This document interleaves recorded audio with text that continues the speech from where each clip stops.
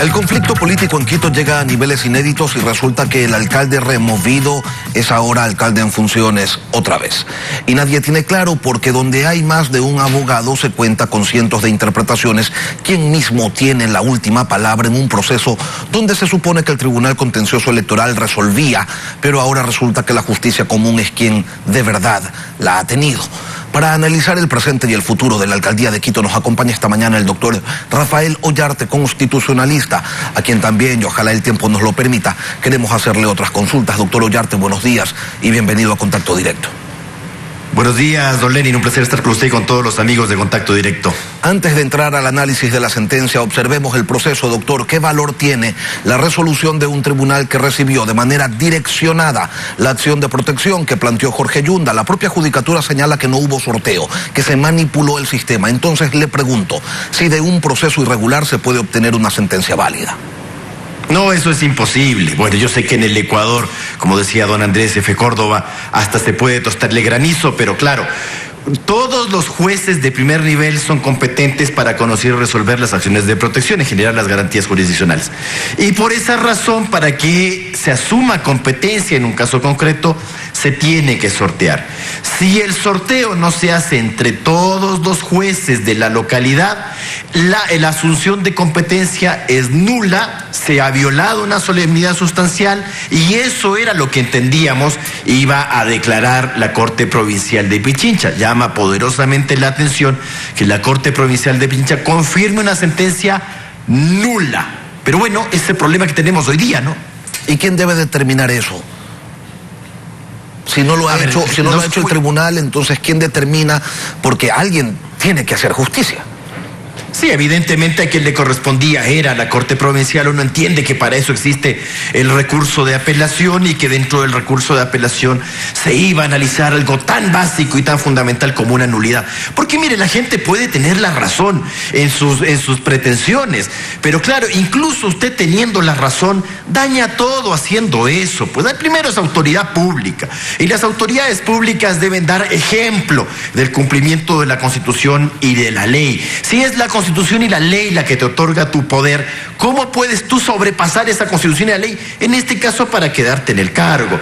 Yo entiendo las razones del doctor Yunda, no sé si decirle exalcalde, alcalde, no, es todo un enredo, porque además usted sí tenía pues el proceso, y ese proceso se cumplió, para confirmar si el procedimiento de remoción era lícito o era irregular, que era el Tribunal Contencioso Electoral. Ahí tenemos otra cosa.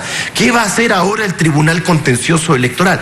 ¿Va a hacer cumplir su fallo o se va a tornar, como a veces parece que lo es, un tribunal de burlas? Es decir, un tribunal que te dice, no, yo he analizado el procedimiento es regular, está todo bien, el informe de la comisión es un informe no vinculante y efectivamente el Consejo no se vinculó por ese informe, así es que está bien removido. Y yo me voy a una acción de protección, que puedo irme ciertamente, pero claro, ahí tengo dos problemas. Primero la nulidad y luego lo que estoy resolviendo. ¿Puedo volver yo a resolver lo mismo a través de la acción de protección? Porque claro, se suele decir y con mucha razón, es que la justicia constitucional también se podía pronunciar. Por supuesto, la justicia constitucional se podía volver a pronunciar respecto de lo sucedido del Tribunal Contencioso Electoral a través de una acción extraordinaria de protección, pues, no a través de una acción de protección que no puede referirse a decisiones judiciales. Y directamente, esa decisión de la Corte Provincial está refiriéndose o está dejando sin efecto, entre comillas, si es que así podríamos decirlo, un fallo del Tribunal Electoral. Todo un enredo. Ahora, este enredo y este fallo, extralimitándose, resolviendo sobre asuntos que no habían sido consultados, doctor, ¿podría ser considerado un error de buena fe, una posibilidad lógica dentro del proceso, aun cuando a muchos no le guste? ¿O cree que debe actuar la unidad de análisis financiero, la UAFE? A ver, dejémonos de errores de buena fe. Pues a ver, Iura novit curia, el juez conoce y dice el derecho. El juez no es un adivino y por lo tanto no conoce los hechos del caso. Por eso los hechos del caso los llevan los justiciables. Por eso hay una traba de litis. Yo digo, me debe 10,000 y el otro dice, no le debo 10,000. El juez que tiene que resolver no puede resolver el día de mañana. No, es que le tiene que devolver un carro. Pues si el proceso no se ha referido a eso. El juez conoce y dice el derecho. El juez lo que sí puede hacer es corregir los errores jurídicos o las omisiones jurídicas en las que incurren los justiciables. culpables, los que pleitean en el juicio, pero no puede corregir los hechos porque los hechos hay que llevarlos y hay que probarlos. Entonces, si yo le pido a usted algo, por ejemplo, bien o mal, porque los jueces son jueces de peticiones, no son jueces de razones. Entonces, si yo le digo a usted, vea, el informe de la comisión de mesa tiene un problema, ¿usted sobre qué tiene que pronunciarse? Sobre el informe de la comisión de mesa. No puede extender a su decisión, primero, a cuestiones no peticionadas. Segundo, primera razón, porque su contradictor no se ha defendido respecto de aquello. Y segunda razón importante, la comisión de mesa es una, el Consejo Metropolitano es otro, tiene otra integración. ¿Cómo puede usted dejar sin efecto la decisión de remoción adoptada por un órgano que no se ha defendido?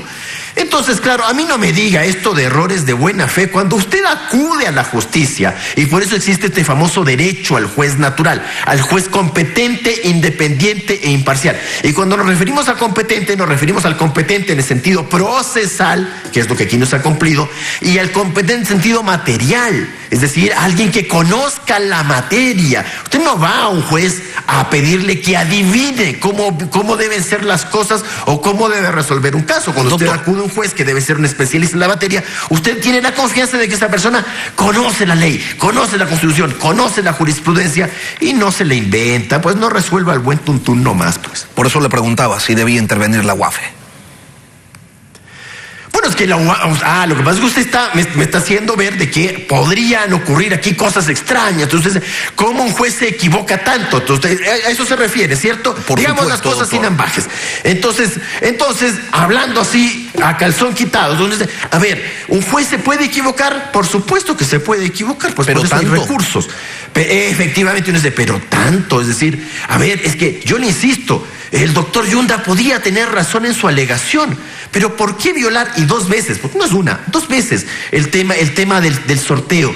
¿Por qué? A ver, un abogado, generalmente, a cualquier abogado que nos está viendo, si es que usted ingresa una causa laboral y se la sortean como civil, ¿usted qué hace? Pues lo primero que hace es, vea, el sorteo está mal hecho, y cuando llega donde el otro juez, vea, devuelva pues para que se sortee bien. Eso lo hará cualquier abogado medianamente razonable. Incluso una acción de protección, un habeas data, un habeas corpus, una acción de información pública, si a uno le sortean así, uno que va a decir, hay problemas con el sorteo, pues entonces, ¿qué hay que decir? Vea, eso tiene que volver y sortearse bien. Ahí hubo un error tal vez en el tema del sorteo, pero pasárselas todas, es decir, a ver, el sorteo está mal hecho, misteriosamente se sortea solamente entre los jueces de violencia intrafamiliar y del sur de Quito, ni siquiera de todo Quito, y luego le cae también misteriosamente ante una juez que ya había lanzado un tuit oponiéndose o diciendo de que era ilegítima la remoción del doctor Yunda. Bueno, cuando uno ve eso, uno dice, mira,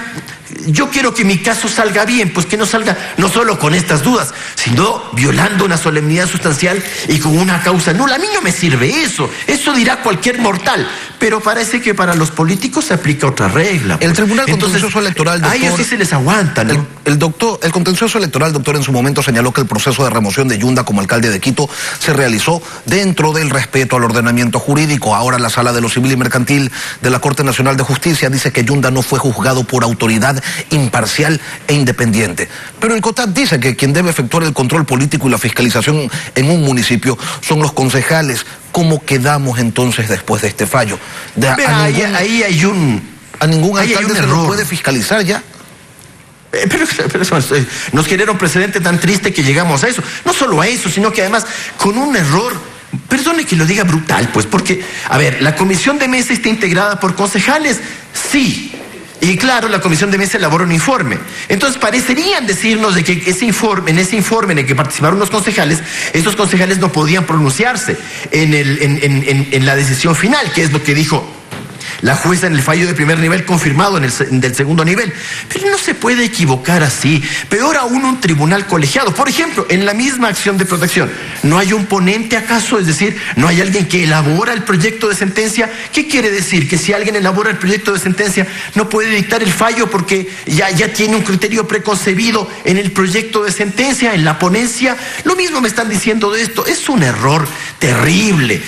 Primera cosa. Segunda cosa, a diferencia diferencia de los juicios políticos, en este caso el proceso de remoción no lo inician los concejales, pues, lo inicia X personas. Recuerdo que habían 2 personas que habían iniciado este procedimiento a través, o 3, habían 3 denuncias, para que conozca el consejo. Entonces no es que el propio consejo esté iniciando, por último, el procedimiento de remoción para decir, acá hay, entre comillas, si cabe, una grosería de ese porte, juez y parte, porque tú no eres pues el que está iniciando el pedido de remoción. Errores tras errores tras errores. Pues yo digo, en el caso del doctor Yunda, podía haber tenido razón incluso, pero comenzó pésimo, pues. Entonces, Quito tiene un alcalde, tiene 2 alcaldes. ¿Quién es el que usurpa aquí? Porque Yunda tiene una sentencia que lo respalda, la del viernes, pero sí, Guarderas también tiene otra que lo respalda, la del contencioso electoral. Efectivamente, entonces usted aquí lo que tiene es una sentencia del contencioso electoral, sentencia que es de última y definitiva instancia, salvo el control que realiza la Corte Constitucional a través de la acción extraordinaria de protección y otro fallo de protección. Claro, uno dice, esto llegará a la Corte Constitucional. Sí, es a través de una acción extraordinaria, esto se resolverá el día por la tarde, aquel día por la tarde, ¿ya? Y si esto va a través del sistema de selección de fallos, bueno, ahí podría darse algo más acelerado, pero también requerimos de la voluntad de la Corte Constitucional que no nos diga, luego de 3 años, cuidado, que el tema de la competencia es una solemnidad sustancial y ese fallo es nulo. Pues sí, después de 3 años te servirá para colgar eso en la pared, pues. Doctor, en otro tema, la resolución de la Asamblea Nacional rechazando la firma del acuerdo con el CIADI, ¿tiene algún tipo de efecto concreto? Jurídicamente no, jurídicamente es otra grosería más. A ver, tú tienes un fallo de la Corte Constitucional y el fallo de la Corte Constitucional, nosotros podemos criticar los fallos de la Corte Constitucional desde el punto de vista, entre comillas, académicos, porque los académicos nos corre agua bendita por las venas, entonces, pero también lo podemos criticar desde la ciudadanía, pero que la Asamblea dicte una resolución diciendo cosas respecto de un fallo sobre el cual no puede pronunciarse. Bueno, primero esa es la primera gran grosería. La segunda cosa, no es que la Corte Constitucional te ha quitado competencias, es a la Corte Constitucional que le corresponde decir el proyecto de tratado, porque mientras no esté ratificado y canjeado o depositado, seguirá siendo proyecto, pues bueno, el proyecto de tratado debe tramitarse por esta vía o por esta otra vía, es decir, por la vía de la aprobación parlamentaria o por la vía de la ratificación directa por parte del jefe del Estado, si es que quiere ratificarlo, ciertamente. Entonces, no es que la Corte te está cerrando el paso, pero claro que tiene un efecto político. ¿Qué dirán afuera del país, pues?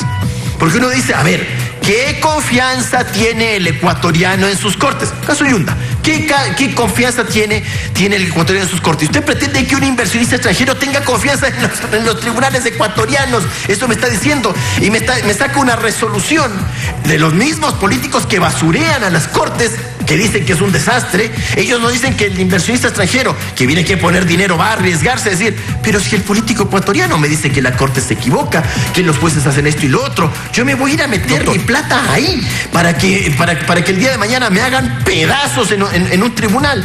Entonces, claro, vea, ahí hay un contrasentido. Eso demuestra pues la necesidad del tema del CIADI, pues. Doctor Ollarte, nos queda claro, la misma historia de siempre. Rafael Ollarte, gracias por acompañarnos hoy aquí en Contacto Directo. Siempre.